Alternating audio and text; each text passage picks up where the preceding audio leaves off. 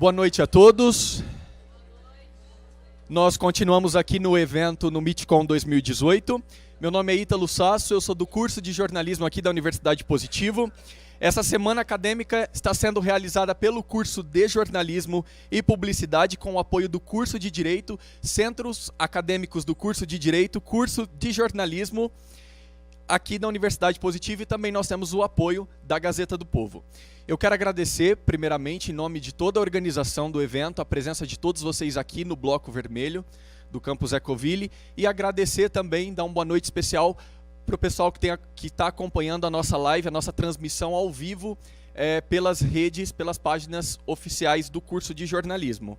O MeetCon ele começou hoje de manhã e já foi sabatinado o candidato Jorge Bernardi. Agora à noite participou da sabatina o candidato Dr. Rosinha do PT. Gostaria de lembrar que amanhã serão realizados workshops sobre jornalismo político, marketing político, jornalismo de dados e fact-checking, e as atividades começam às 8 horas da manhã aqui no Bloco Vermelho. Na sexta-feira serão sabatinados os candidatos João Arruda, do MDB, às 8 horas da manhã, Dionísio Marinho, do PRTB, às 10 horas da manhã, o professor Piva, do PSOL, às 7 horas da noite, e o Ogier Buch, do PSL, às 9 horas da noite. Queria só dar um recado, porque a candidatura dele ainda não está confirmada, nós recebemos essa informação agora há pouco, então por enquanto está confirmado a sabatina com ele, mas a candidatura a gente ainda não sabe muito bem, ele ainda não confirmou, até o presente momento tudo confirmado para sexta-feira às 9 horas da noite, também aqui no Bloco Vermelho. Todos os candidatos a governo do estado do Paraná foram convidados para a nossa sabatina. A candidata Priscila Ebara, do PSO, não vai participar, porque diz que tem agenda em Brasília. A candidata Cida Borghetti, do PP, alegou que só vai participar de debates televisivos. E o candidato Ratinho Júnior, do PSD, alegou que vai usar os dias de hoje e amanhã para se preparar para o debate da Band e que na sexta tem agenda no interior. Bom, agora para a gente começar aqui a nossa sabatina, para compor a mesa, eu gostaria de convidar primeiramente o jornalista da Gazeta do Povo, João Guilherme Frei.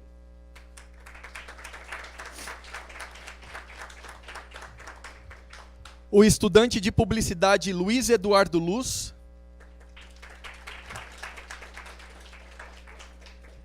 O vice-presidente do Centro Acadêmico de Direito, João Pedro Calef.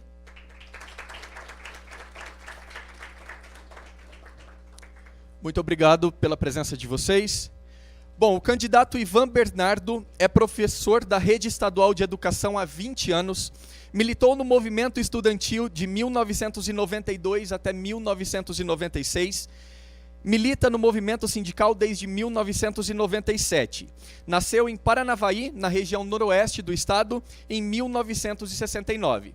É formado em geografia e já trabalhou com contabilidade como cobrador, estoquista, polícia militar e carteiro. Nosso convidado para a sabatina agora é o candidato professor Ivan, do PSTU. Candidato.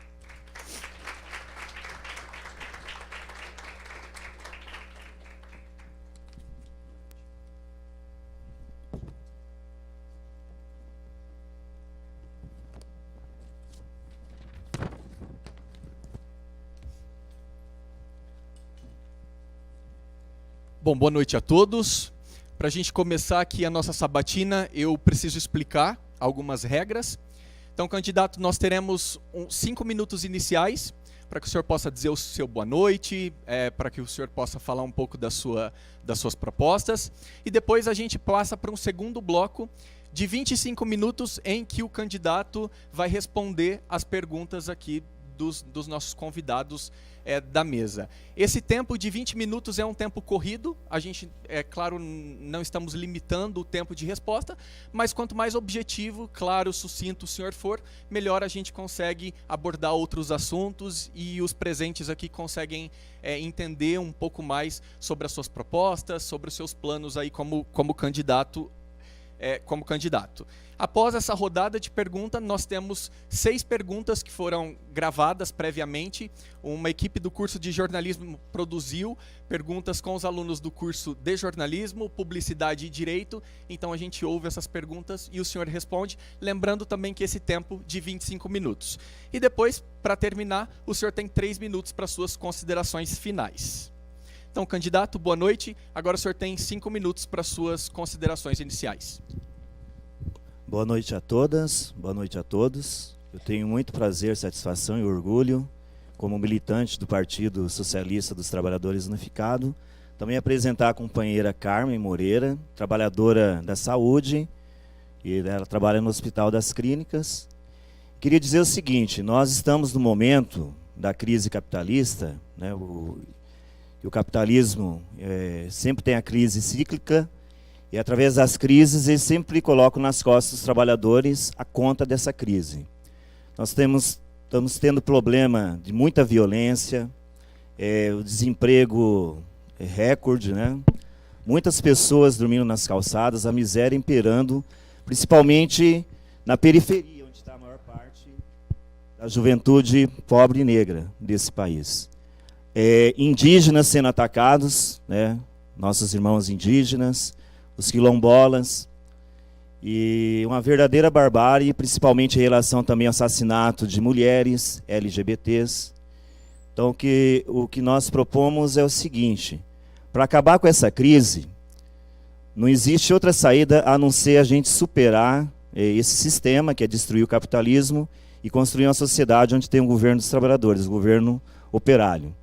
Então, os candidatos a presidente, de Lula a Bolsonaro, passando por Ciro Gomes, Alckmin, a Marina, e o próprio Boulos, do PSOL, que é um puxadinho do PT, esses partidos que representam, né, os partidos tradicionais de direita e os partidos traidores da classe trabalhadora, eles simplesmente querem enganar a população mais uma vez, dizendo a utopia que dá para humanizar o capitalismo, melhorar esse sistema, né, e governar tanto para trabalhadores e patrões. E nós do PSTU somos a única candidatura que defendemos a ruptura, no caso, estatizar o sistema financeiro para suspender o pagamento da dívida, que já foi paga várias vezes, para investir em saúde, educação, moradia, transporte coletivo, geração de emprego, fazer a reforma agrária, fazer a reforma urbana, e esses outros candidatos, eles estão mentindo para a população.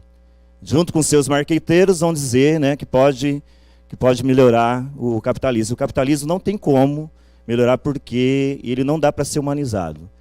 Então, e aqui no Paraná também, infelizmente, né, há 40 anos no poder, as mesmas famílias ligadas aí ao Ratinho, a família Barros, a família Requião, a família Richa, essas famílias que representam a burguesia do Estado, tanto aqui da burguesia industrial aqui em Curitiba, o da burguesia do agronegócio, que atacam os trabalhadores. Muitos trabalhadores já morreram até de fadiga cortando cana lá no interior. Eu moro numa região que é cercada de cana, que é a região noroeste do Paraná. Então, eles não vão mudar nada. Então, a única saída para mudar mesmo é a gente construir uma rebelião, organizar os de baixo para derrubar os de cima, construir uma saída socialista para o Paraná e o Brasil, no caso, um poder operário e do povo pobre, um governo dos trabalhadores, sem patrões, sem corruptos, apoiados em conselhos populares. E esse socialismo que a gente defende não é o socialismo, porque lá não tem socialismo, não tem nada de socialismo, no caso o chavismo, o governo Maduro na Venezuela, nem a ditadura cubana, nem a ditadura da Coreia do Norte. O nosso socialismo é na democracia operária, onde 100% dos recursos serão administrados pelo povo através da participação dos conselhos populares, onde os trabalhadores e a juventude irão decidir tudo, né? Então, essa é a saída que a gente defende, a construção da sociedade fraterna, digna, justa, igualitária, sem opressão às mulheres, acabar com o machismo, acabar com a LGBTfobia, acabar com o racismo e construir essa sociedade que a gente tem convicção que é muito superior ao capitalismo e ao socialismo. Muito obrigado, estamos à disposição de vocês para essas perguntas. E agradecemos esse espaço, porque a burguesia, a grande mídia burguesa, está boicotando o PSTU. Boicotaram a companheira Vera no debate da Band, boicotaram também agora que vai ter o debate da Band dos candidatos a governadores, e vocês estão de parabéns à Universidade Positivo, dando esse espaço para todos os candidatos. Nós agradecemos vocês. Bom, candidato, então agora a gente parte para esses 25 minutos corridos, em que nós faremos perguntas diretamente ao senhor, e eu gostaria de começar perguntando, porque a gente vive uma cultura muito presente aqui no Estado, no país todo, é uma cultura muito forte do capitalismo. E o senhor disse na convenção do partido, e a sua fala agora inicial também apresentou um pouco desse novo projeto socialista de promover essa rebelião dos trabalhadores. A minha pergunta é como que o candidato planeja concretizar essa ideia e conquistar um apoio da população que notadamente é conservadora a certas ideologias. O Paraná não é conservador, na verdade a elite é conservadora. Nós temos exemplos de lutas, aí, a Guerra do Contestado, né? Nós temos a luta aí dos indígenas no interior para a regularização das suas terras. Então nós fomos o exemplo para o Paraná e o Brasil na ocupação da Alep, que o governo Beto Richa atacou violentamente, aí, ferindo mais de 400 professores. Então nós somos referência no mundo inteiro de resistência, né? Eu faço parte da Rede Estadual de Educação, sou filiado ao PP Sindicato. Então nós somos referência de luta em todo o Brasil e até no mundo de resistência. A classe trabalhadora não é conservadora, a classe trabalhadora é de luta. É que infelizmente existem partidos traidores aí como PT, PCdoB, e eles, quando eles ganharam o governo, aí, o governo Lula, né? E a Dilma também, continuaram o mesmo projeto neoliberal, tanto do Collor, do FHC, e agora com o Temer, que foi indicado pelo PT como vice de Dilma, e eles seguram a classe trabalhadora. Então as direções, eles estão nos aparatos, então o papel deles é o quê?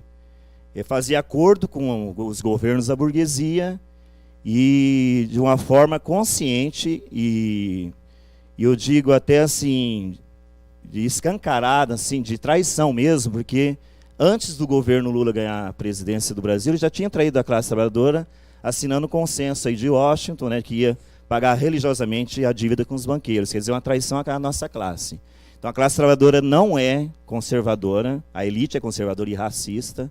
Então nós acreditamos que organizando os debates, os professores, os camponeses, os operários das fábricas, a juventude que deu exemplo da ocupação nas escolas, né? A gente tem totalmente condições de fazer essa rebelião, construir essa saída revolucionária e tomar o poder nesse país e no mundo inteiro, porque a gente defende que o socialismo só vai dar certo se você fazer no Brasil e no mundo inteiro, não igual os stalinistas que pregavam, né, só o socialismo em um só país, que foi a União Soviética. Não tinha nada de socialismo lá, era uma ditadura. A gente não reivindica a ex-União Soviética, a gente reivindica a Revolução Russa de 1917, sob a liderança de Lenin, Trotsky, e a gente acredita no poder da classe trabalhadora. Mas, infelizmente, existem partidos reformistas que fazem o jogo dos patrões. E essa é a trava, não é o povo que não quer lutar. Eu vou passar a palavra para o estudante de publicidade Luiz Eduardo Luz.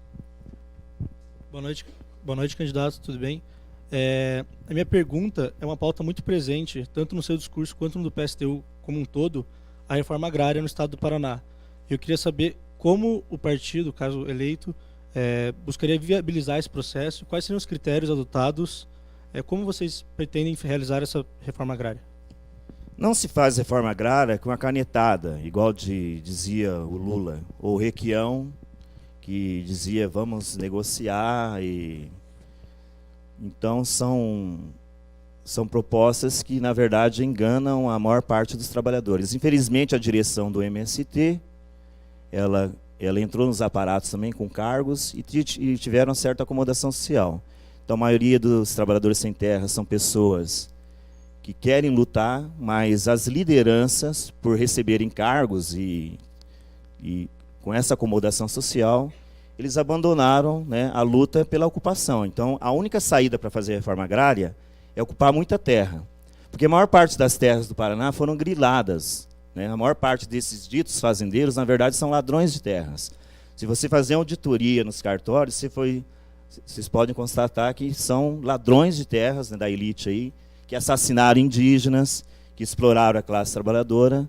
Então a proposta nossa é muita ocupação de terra para sair a reforma agrária. A gente não acredita na justiça burguesa, no parlamento, ou também nos governos, em eleger parlamentares, que você vai conseguir essa conquista. Então, para estatizar o agronegócio, que gerou a miséria, o desemprego, o êxodo rural do interior para as grandes cidades e a violência com a nossa juventude e com a população pobre, junto com a polícia militar aí, né, e os traficantes, essa saída é a rebelião mesmo, muita ocupação de terra, para construir uma saída revolucionária, uma saída socialista. Candidato, só aproveitando essa sua fala, quando o senhor fala em rebelião, como seria essa rebelião?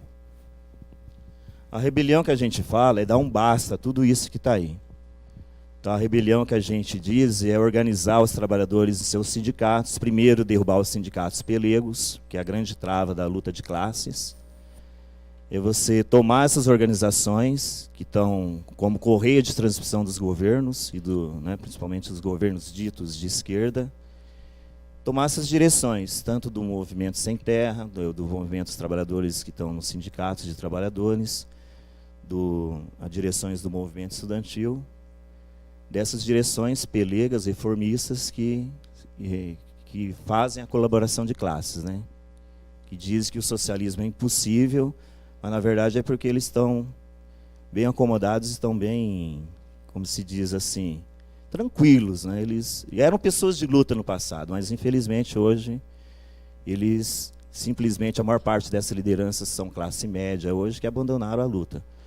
Então a saída que a gente coloca é você organizar na base, você levantar de manhã nas fábricas, fazer essa panfletagem, conversar com os trabalhadores, ir nas escolas, e em todos os locais, na associação, na sua comunidade, no movimento negro, movimento LGBT, movimento de mulheres, e de uma forma paciente, porque a classe você tem que ouvir ela e aprender. A gente aprende com a classe.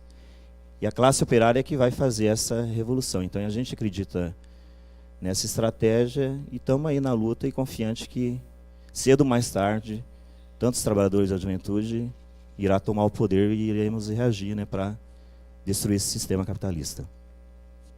Ok. Com a palavra o jornalista da Gazeta do Povo, João Guilherme Frei. Boa noite, candidato. Tudo bem? O senhor falou em tomar o poder de forma revolucionária, falou que não acredita nas instituições, tanto o judiciário como o legislativo, mas coloca a sua candidatura agora ao governo do Estado, numa dessas que é a principal ferramenta da democracia liberal, que são as eleições. Eu queria entender um pouco dessa estratégia, que é fazer a defesa desses pontos que o senhor tem feito numa candidatura ao governo do Estado. Quer dizer, qual a importância em que ponto que uma candidatura ao governo do Estado é um instrumento importante para que o senhor possa chegar a esse tipo de exercício de poder que o senhor está defendendo aqui hoje? Por exemplo, esse espaço aqui é muito importante. Nós estamos conversando com vocês e a maior parte da classe trabalhadora, ela levanta de manhã, pega 2 ônibus, vai para o seu emprego, volta, e ela não tem tempo de discutir política como a gente está discutindo aqui. Mesmo sendo antidemocrático, um espaço ridículo, aí, né, 6 segundos para os partidos da esquerda, a gente acredita que uma boa parte da população trabalhadora ela volta para discutir as eleições aí, né, nos bares, nas lanchonetes, nas escolas. Apesar de ela estar sobrecarregada, é um momento que são poucos dias, 45 dias só, né? Antigamente era 90, ainda a gente acha que é uma estratégia importante para a gente debater com a classe. Então, esse nós sabemos que o voto da classe vai legitimar essa fraude, que é da democracia burguesa, mas cada voto que a gente conseguir da classe trabalhadora é um apoio, um fortalecimento do nosso programa de rebelião, de construção da Revolução Socialista. Então, para nós ainda é válido participar, mesmo desse espaço irrisório, ainda entendemos que é muito importante essa estratégia, essa tática nossa de participação nas eleições, para conversar com a classe trabalhadora e a juventude. Uma dúvida só da sua fala. Eleição, na visão do senhor, na visão do partido, é fraude? As eleições burguesas é uma verdadeira fraude, sempre foi. O que o senhor define como uma eleição burguesa? A eleição burguesa é quando a maior parte dos outros partidos, eles recebem dinheiro de empresários, de banqueiros, então eles acabam, de certa forma, tendo mais tempo de TV. O PSTU não tem nem 0,5% da verba para a campanha. Os ditos partidos grandes aí, como o PT, o MDB, o PSDB, eles estão abocanhando aí praticamente 70%, né, dessa verba, né? Então é totalmente manipulado, engessado, a maior parte, e quando tem debate é muito engessado. Então é uma espécie de circo mesmo, né? Uma forma, os marqueteiros, eles falam para os seus candidatos falarem aquilo que o povo gosta de ouvir e não falam a verdade para a população. Que hoje o povo está sofrendo, né? Infelizmente sofrendo, não porque é culpa do povo, que a direita tenta passar que o povo é sossegado, ou é vagabundo, né? Vagabundo é, na verdade, essa meia dúzia de pessoas que detêm praticamente a riqueza de 100 milhões de habitantes. Então, isso tem que acabar. Então, essa injustiça, a exploração que está acontecendo do capital sobre a classe trabalhadora está insuportável. Ninguém aguenta mais. Então, a gente acredita que uma faísca, como pode acontecer de novo, a nova greve dos caminhoneiros, uma ocupação, uma Ocupa Brasília, uma ocupação dos estudantes nas escolas, a luta das mulheres pela legalização do aborto, né, a luta dos indígenas pela regulamentação de suas terras e dos quilombolas, a gente acredita que unificando esses trabalhadores, a gente pode ter êxito aí na organização da Revolução Socialista. Desculpa roubar mais uma vez o microfone do colega aqui, mas é só pegar carona. O senhor citou movimentos como a luta dos quilombolas, movimentos dos caminhoneiros, quer dizer, são movimentos que vão do espectro político de um lado ao outro, né? A gente não tem, por mais que a esquerda não conseguiu dominar essa pauta da paralisação dos caminhoneiros, inclusive a gente via em muitos pontos de estrada pedidos de intervenção militar, quer dizer, como o senhor acha possível unificar? O senhor acha que existe um ponto em comum que pode fazer com que todas essas revoltas que o senhor listou sejam unificadas sob uma mesma pauta? E se sim, que pauta seria essa? Eu fui apoiar a greve dos caminhoneiros e eu fui de bicicleta, porque a gente entende o seguinte, a partir do momento que as pessoas começaram a utilizar o carro, lá eles estavam lutando para reduzir o preço dos combustíveis. Então, essa é uma opinião pessoal minha. Então, a própria esquerda usou essa mentira que os caminhoneiros eram todos conservadores a favor da intervenção militar. Era uma minoria, na verdade, eu presenciei lá em Paranavaí.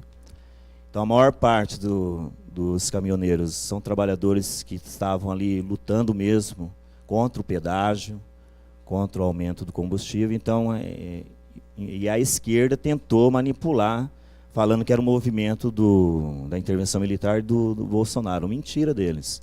A CUT não apoiou a greve dos caminhoneiros, só a Conluta chamou o apoio.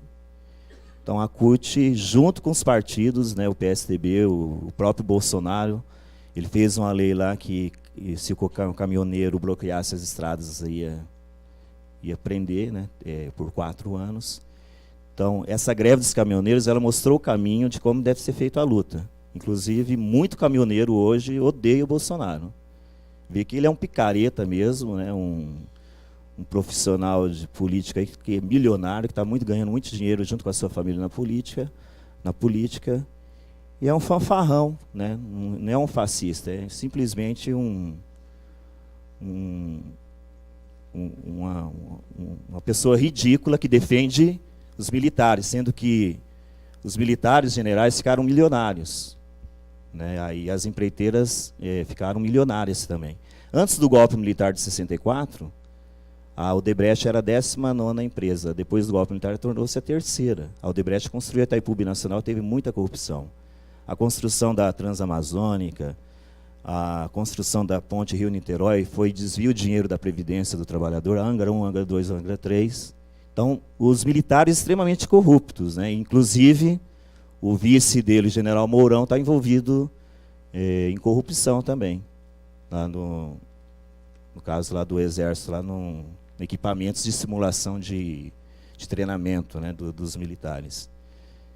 Então, a gente vê que essa mentira dos partidos de esquerdas é para dizer que está tendo uma onda conservadora, onda fascista, e eu acredito que até existe um acordo entre o PMDB, o PT e o PSDB para ter essa política de revezamento no poder e usar do medo para não lutar. Eles colocam medo na classe para não ajudar a organizar a luta dos trabalhadores, porque, infelizmente, eles abandonaram a ideia do socialismo, né? Eles só falam, no máximo, a social-democracia. Que, na verdade, é uma coisa muito...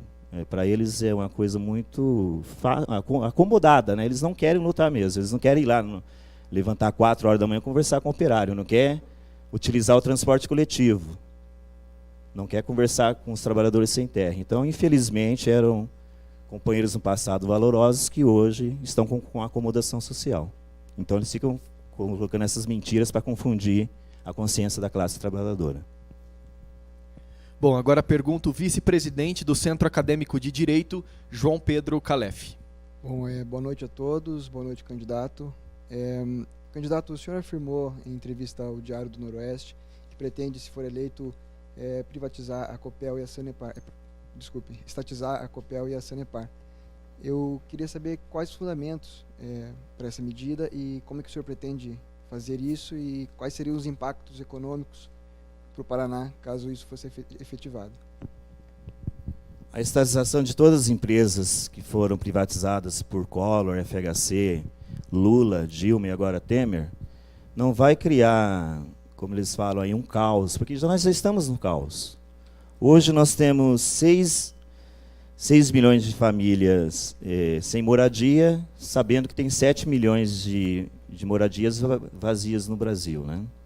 Temos 3 milhões de famílias sem terra, sabendo que 1% dos latifundiários concentram praticamente 45% das terras em nosso país, sendo que essas pessoas não têm um pedaço de chão para plantar um pé de feijão, né, plantar um pé de mandioca.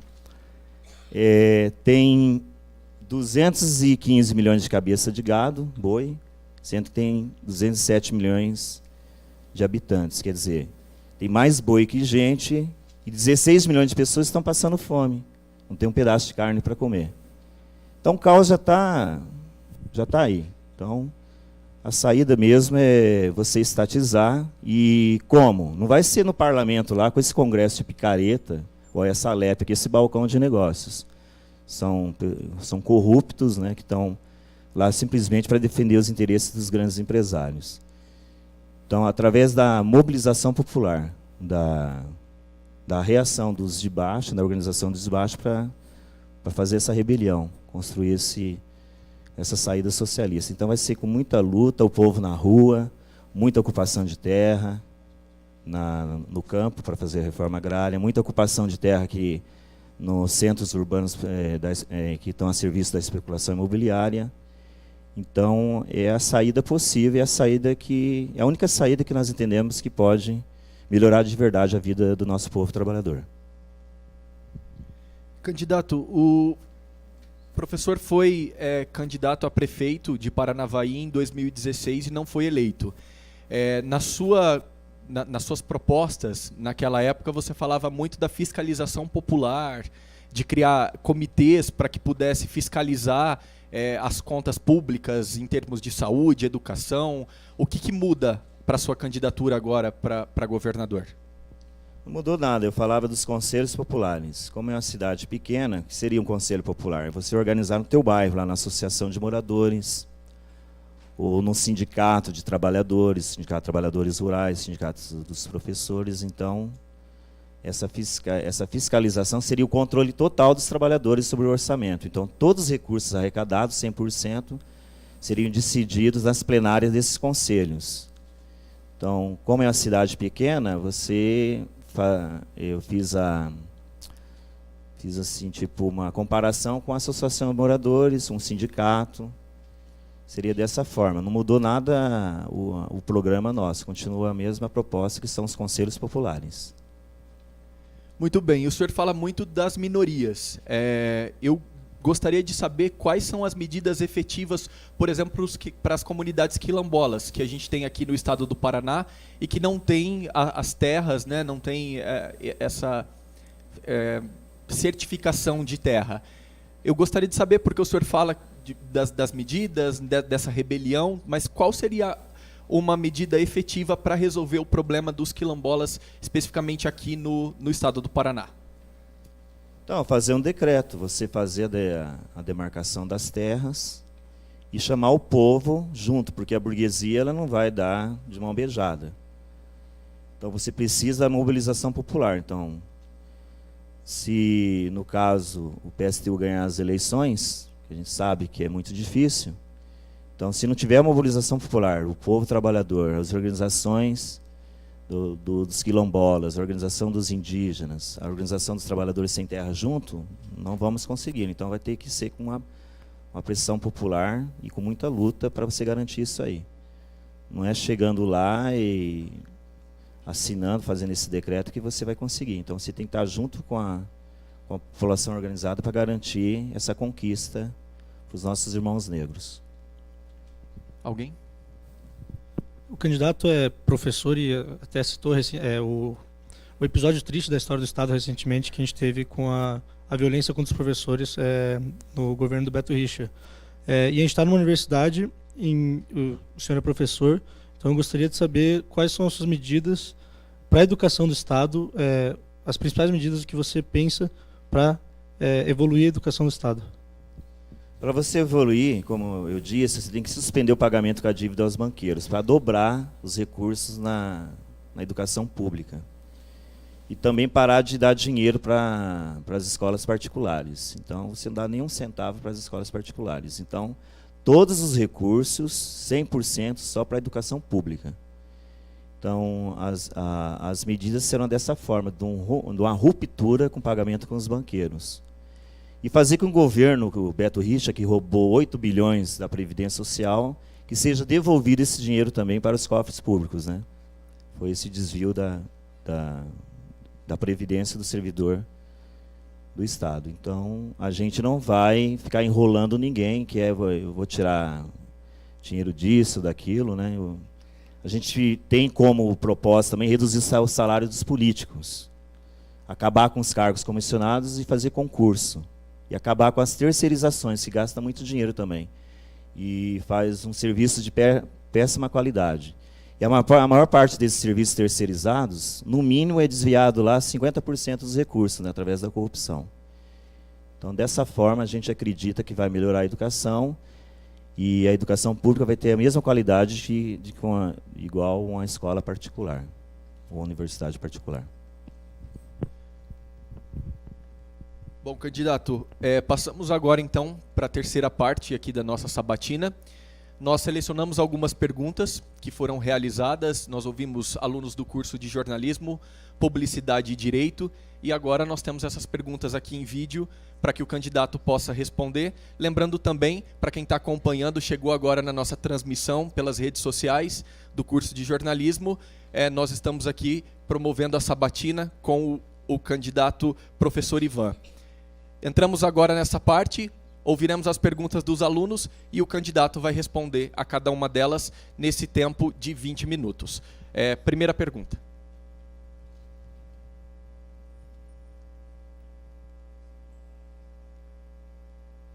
Olá, meu nome é Mariane, estudo publicidade e queria saber qual a sua opinião, candidato, sobre as salas multisseriadas. Isso pode atrasar o desenvolvimento da criança? Não, se você tiver uma educação que tenha mais recursos, né, pedagógicos, você vai... Isso que a gente defende. Hoje as nossas escolas estão totalmente sucateadas. Eu trabalho em um colégio que não tem nem internet. A gente tem que fazer lá coisas tipo bingo, festas, para arrecadar dinheiro para manter a internet na escola. Então, para você garantir essas salas múltiplas, né, em relação à questão pedagógica das nossas crianças, Mais uma vez eu tenho que colocar que a questão é você romper com esse sistema, né, financeiro, fazer uma ruptura, garantir também que o aluno tenha escola integral em todas as escolas, que o aluno do contraturno ele tenha espaços de lazer para praticar esporte, não só o futebol, o vôlei, o basquete, todos os esportes, a natação, e o jovem ter direito a ir ao teatro também. Então hoje as escolas é praticamente um depósito de crianças, e o governo mentiroso aí de Beto e Cida diz que valoriza a educação. Na verdade, eles valorizam a educação particular, porque eles, inclusive na campanha deles, foram financiados, né, o governo Beto Richa, por escolas particulares, para fazer com que destruísse a escola pública e aumentasse o lucro dos barões do ensino aí. Então, a gente defende que tem que estatizar também as escolas, né, particulares, a educação paga, para você ter democracia, para que o filho do pobre tenha o mesmo direito do filho do rico. Então, essa é a saída. Então, através das lutas, né, dos professores, dos estudantes e da comunidade, você conseguir organizar a nossa classe e melhorar a educação do povo trabalhador através da qualificação da escola pública. Candidato, pegando uma carona nessa pergunta sobre as salas multisseriadas, eu estive recentemente na cidade de Adrianópolis, fazendo uma reportagem aqui para o curso, e visitei algumas salas, e em algumas salas nós tínhamos alunos do 4º ano e do 3º ano para uma professora. Então, das 8 às 10, a professora dava, né, aplicava a atividade para o 3º ano, enquanto o 4º ano ficava ali quietinho, sem poder participar de nada. Como que a gente pode resolver essa situação na multisseriada? Então, você tem que contratar o dobro de funcionários, o dobro de professores. Mas aí não seria uma sala multisseriada, né? Porque se a gente dobrar, a gente consegue colocar a turma num outro local.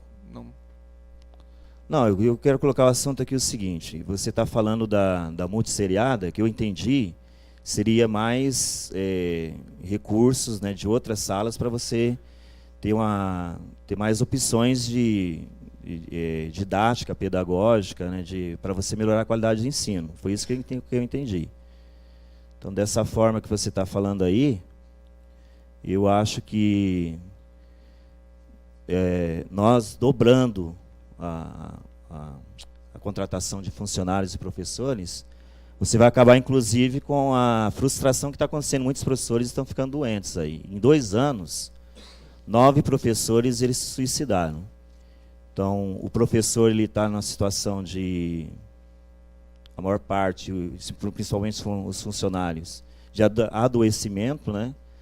E psicologicamente abalados, chegando ao ponto dessa atitude radical que é o suicídio. Então, o que a gente quer colocar para os professores, funcionários da educação, é que a culpa é do capitalismo, a culpa é desse governo. Então, não adianta o governo colocar a culpa nos trabalhadores, que o professor como fala assim, é preguiçoso, ou que a classe trabalhadora é preguiçosa. Na verdade, são os patrões que exploram nossa classe, a burguesia não trabalha, né? Esses governos são, na verdade, a maior parte, pessoas corruptas que usufruem do dinheiro público e tentam sempre colocar nas nossas custas, né, que é o trabalhador, que é isso, que é aquilo, sendo que a verdadeira culpa é a exploração do homem pelo homem. É a culpa da exploração do capital. Ok, candidato, vamos para a próxima pergunta.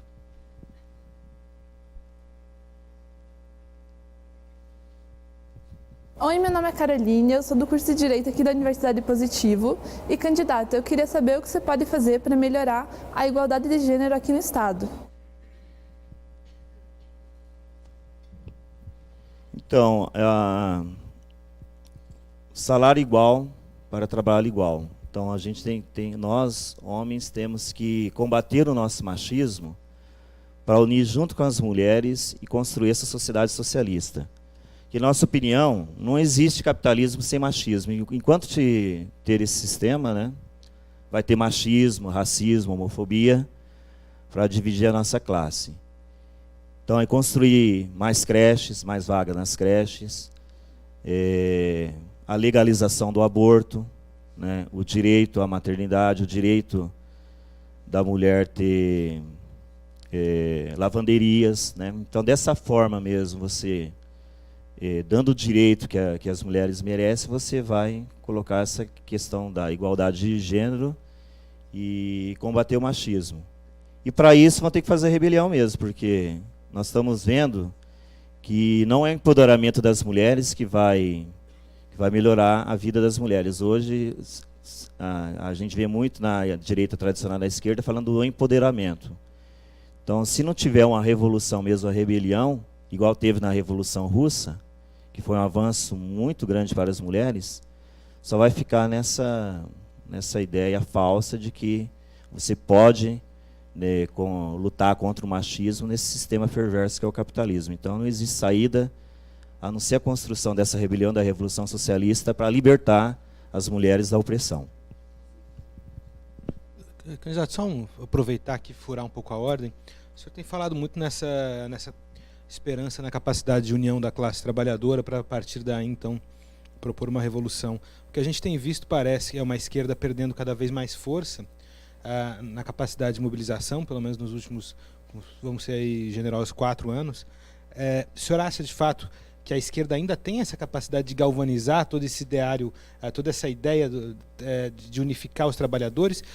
Ou, simplificando a pergunta, o senhor acha que o problema está nessa esquerda, que foi a esquerda que mais vigorou no país, aí, a esquerda que teve mais sucesso no país nos últimos anos, e tem uma esquerda que teria ainda um espaço? Ou não é um otimismo um pouco exagerado achar que a esquerda ainda tem a capacidade de ter essa força toda diante dos trabalhadores? Não tem como a gente ficar desanimado quando você vê, por exemplo, a luta das mulheres ser vitoriosa lá na Irlanda. Não tem como você ficar desanimado. A última greve geral mobilizou os trabalhadores, foi uma das maiores greves da classe trabalhadora que teve desde a década de 80, depois do movimento de direta já. Não tem como você ficar desanimado sabendo que os estudantes ocuparam as escolas, né, e foram um exemplo de luta para o Brasil e para o mundo. Então, o que acontece hoje, que nós, a esquerda revolucionária, somos pequenos, né? Mas isso aconteceu na Revolução Russa também.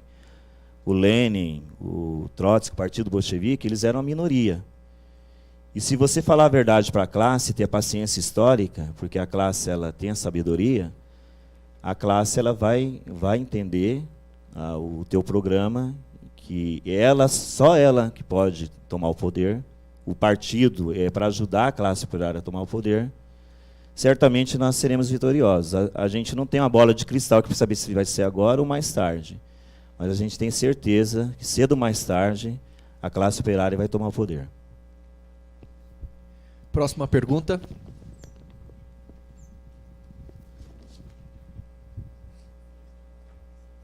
Oi, meu nome é Rafaela, eu sou de Publicidade e Propaganda e, senhor candidato, eu queria saber qual que é a sua proposta para melhorar a questão do desemprego, principalmente para nós jovens que estamos entrando no mercado de trabalho agora.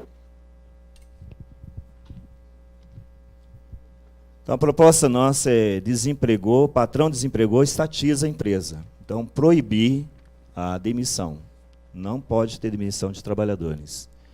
Redução da jornada de trabalho de 44 horas para 36 horas semanais, para você gerar mais emprego. E revogar a reforma trabalhista, que é a reforma da escravidão, né? Nós vamos revogar. Os outros partidos aí, todos eles falam em manter essa reforma da escravidão aí para ter essa conciliação de classe com os patrões. Nós não aceitamos a reforma da Previdência, igual os outros partidos estão falando, todos eles. Nós vamos lutar contra a reforma da Previdência e acreditamos que a classe pode impedir isso aí. Na Nicarágua, os trabalhadores lutando pela reforma da Previdência.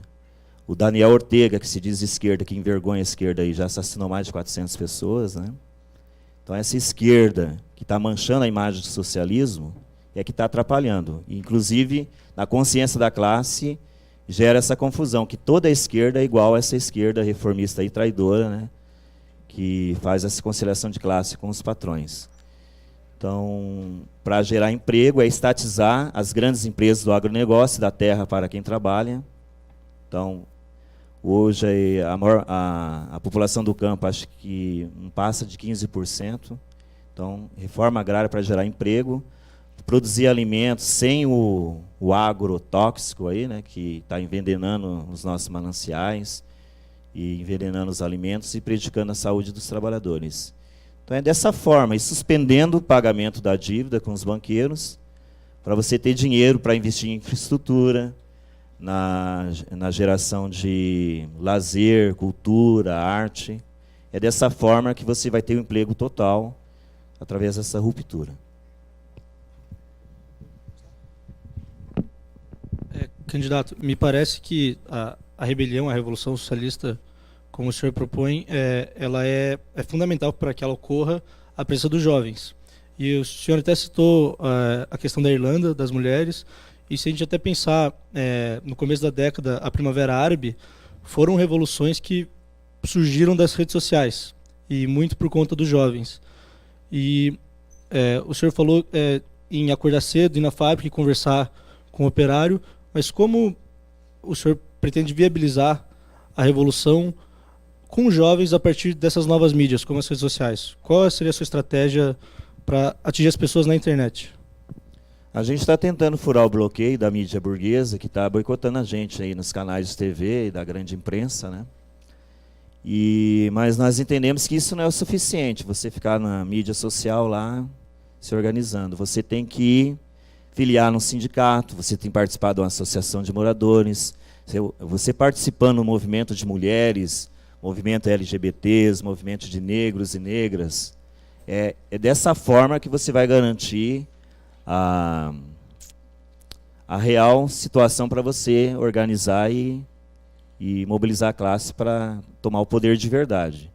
Então é muito importante as redes sociais, mas sem um partido revolucionário, né, você não consegue fazer junto com a classe operária a revolução.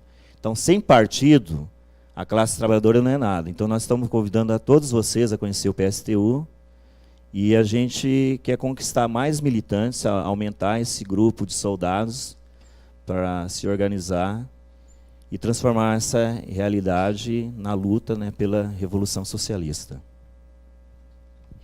Próxima pergunta.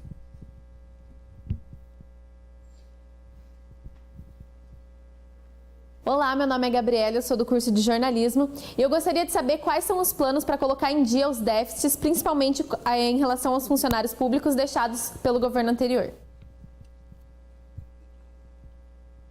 Então, na verdade, os partidos da burguesia e os partidos traidores da classe falam do déficit da Previdência. Eu ia colocar aqui, a Previdência ela não tem déficit, ela é superavitária.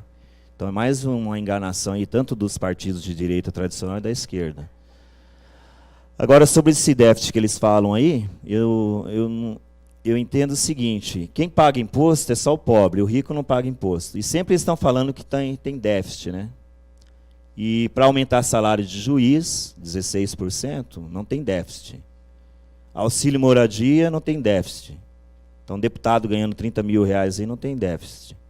Então, para acabar com esse déficit, né, mais uma vez, suspender o pagamento da dívida aos banqueiros, reduzir os salários dos políticos, acabar com os cargos comissionados, e estatizar as grandes empresas e taxar os ricos, as grandes fortunas, porque rico não paga imposto nem no Paraná nem no Brasil. Quem paga imposto é só a classe trabalhadora. Então, essa é a nossa proposta, né? Quem tem que pagar a crise do capitalismo é a burguesia, são os grandes empresários, os latifundiários e os banqueiros. E não a nossa classe, que já está muito sofrida e ganha um salário de miséria, quando chega a ser R$1.000, né? E a gente propõe que o salário do trabalhador seja o salário do DIEESE, no valor de R$ 3.803. Próxima pergunta.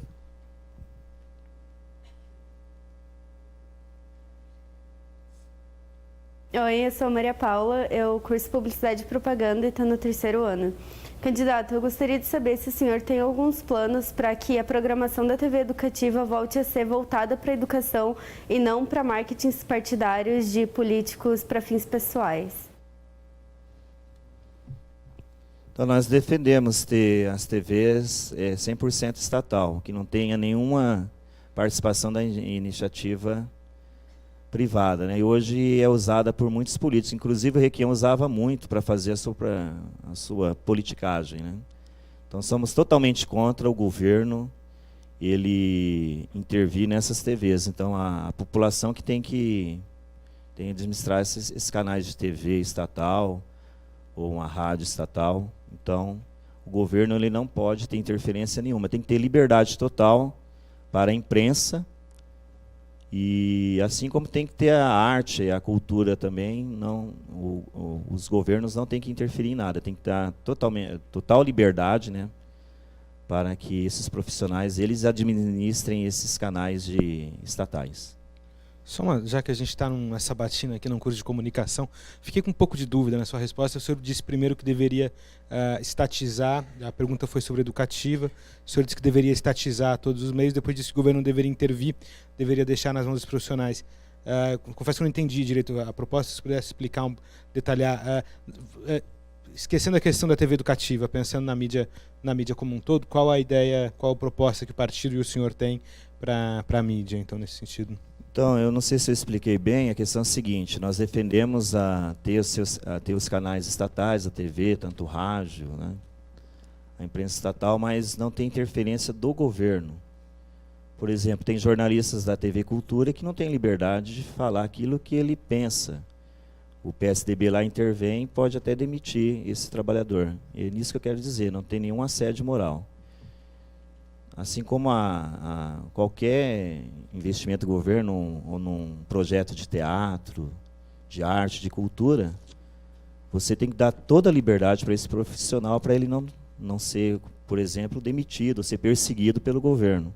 O que acontece lá com o governo Maduro na Venezuela, acontece com o Daniel Ortega na Nicarágua, acontecia na ex-União Soviética, né? Nesses países ditos socialistas que não tinha nada de socialismo, eram ditaduras mesmo. Então, nosso socialismo é democrático e em nenhum momento você pode perseguir nenhum profissional por ele ter um pensamento diferente. Então a gente entende que você tem que respeitar também o pensamento de outras pessoas, não ser aquele socialismo ditatorial. Seria a verdadeira democracia, né? Você, junto com o povo, criar essa democracia operária que a burguesia, infelizmente, consegue incutir numa boa parte da classe trabalhadora, que todo socialista comunista é ditador, que persegue religião, persegue opositores, e esse não é a nossa ideia, é você ganhar o poder de uma forma consciente, não na marra ou perseguindo ou oprimindo alguém, né?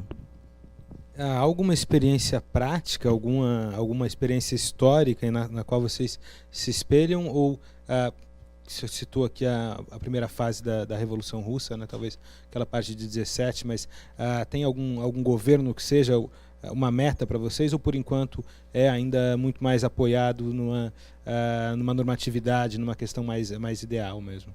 Então, a gente se espelha na Comuna de Paris e depois a segunda experiência, que foi a tomada do poder mesmo pelos bolcheviques da Revolução Russa. Lógico que nós estamos há 100 anos desse acontecimento, então seria um programa de governo de acordo com a realidade de cada país. Então cada país tem a sua cultura, a sua forma, né, diferente de ideias. Então você não seria o mesmo socialismo que aconteceu na Rússia, o levante da Comuna de Paris, que não seria aplicado assim, igual o pessoal fala, vocês estão 100 anos atrasados. Não é que estamos atrasados, nós reivindicamos, e a partir do momento das experiências que foram aplicadas e deram certo, a gente pretende, de acordo com a nossa cultura, né, do nosso povo, a gente aplicar aqui no nosso país. Ok, candidato. Passamos agora, então, antes de mais nada, algum dos convidados tem mais alguma pergunta, alguma consideração? Então, passamos agora para os 3 minutos para suas considerações finais. Eu quero agradecer a todos vocês por esse espaço. É muito importante a gente... É pela primeira vez que eu participo de uma sabatina. Quero até pedir desculpa para vocês, né, porque certo friozinho na barriga, não mesmo sendo professor há 20 anos. Então a responsabilidade é muito grande, mas ao mesmo tempo a gente tem muito orgulho, eu e a Carmen Moreira, de ter essa tarefa aí de conversar com os universitários, com a classe operária, com a classe trabalhadora e apresentar o nosso programa. E dizer que amanhã, nas capitais, nas maiores cidades, o PSTU vai estar nas ruas, nas fábricas, nas escolas, fazendo um dia de panfletagem para conversar com o povo trabalhador. E nós estamos muito contentes de estar participando desse projeto aqui no Paraná. E, mais uma vez, agradecendo vocês por esse espaço que, para nós, ajuda a furar esse bloqueio da grande mídia burguesa. Parabéns a todos vocês, muito obrigado pela atenção de vocês e pela paciência.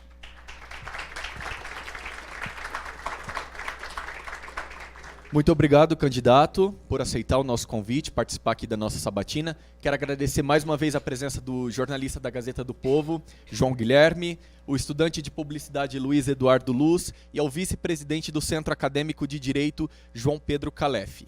Muito obrigado a todos que acompanharam esse primeiro dia do MITCOM 2018. Lembrando que as atividades retomam amanhã às 8 horas da manhã, então fica o nosso convite para participar aqui das nossas atividades até sexta-feira. Parabéns a toda a organização, todos os professores, coordenadores de cursos, centros acadêmicos, por apoiarem esse evento, essa semana acadêmica que estamos produzindo aqui. E até amanhã. Quero deixar mais um abraço, nosso carinho, nossa gratidão por todas as pessoas que acompanharam aí a transmissão. E, claro, a equipe de vídeo, coordenada pelo Denis, que está aqui desde manhã transmitindo toda essa sabatina para vocês. Uma boa noite e o MITCOM 2018 volta amanhã.